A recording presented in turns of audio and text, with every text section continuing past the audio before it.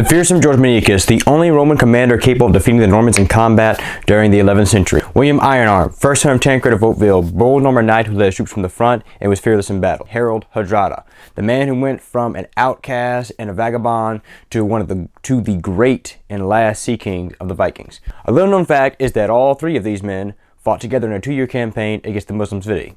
If that sounds interesting, let's hop into it. The year is 1038, and George Manikaes commands the armies of the East Roman Empire, also known as the Byzantine Empire. William Ironarm had arrived 3 years earlier and had sold his sword to several people and gained time fighting.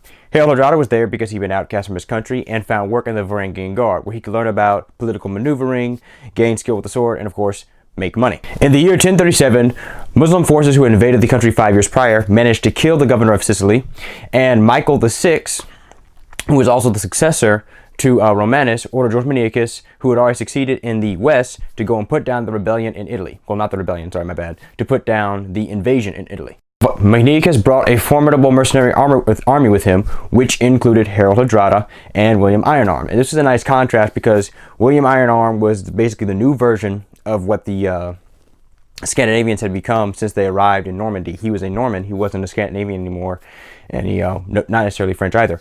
And Harald Hadrada was still the old-fashioned one. He hadn't intermingled with a different race. He still had his old beliefs, his old way of upbringing, and there was some clear contrast between the way that they looked.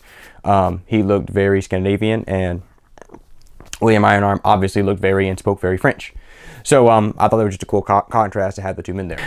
Manikaes captured both Messina and Syracuse and was very close to restoring Sicily to Byzantium and giving them back to full power.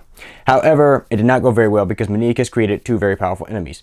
First of all, he did not pay off the Normans for their services towards him, and this created a powerful enemy who would then begin to fight against the Byzantians and cause great trouble on the inside. He also humiliated his admiral, who was also the brother-in-law of the most powerful imperial man in court.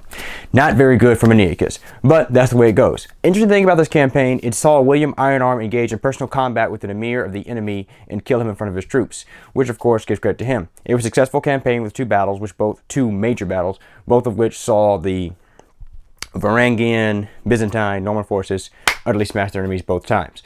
Aside from that, it was pretty much an easy victory for them, but George Manikaes would, through this campaign, sow the seeds which would create a powerful enemy in the Normans. But that's a story for another day. Thanks for watching, guys, and stay tuned for more.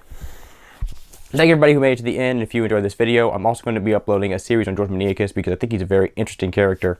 He reminds me of characters like Aurelian and Adius, you know, the last of the old-fashioned Roman type fighters who kept that discipline and could defeat all these enemies, but people didn't really appreciate them and their abilities, and it wasn't because in some cases because the people were good at creating their own enemies. Like I said, George Manikaes didn't pay the Normans and the Lombards the money that was owed them, and he was very good at defending powerful people.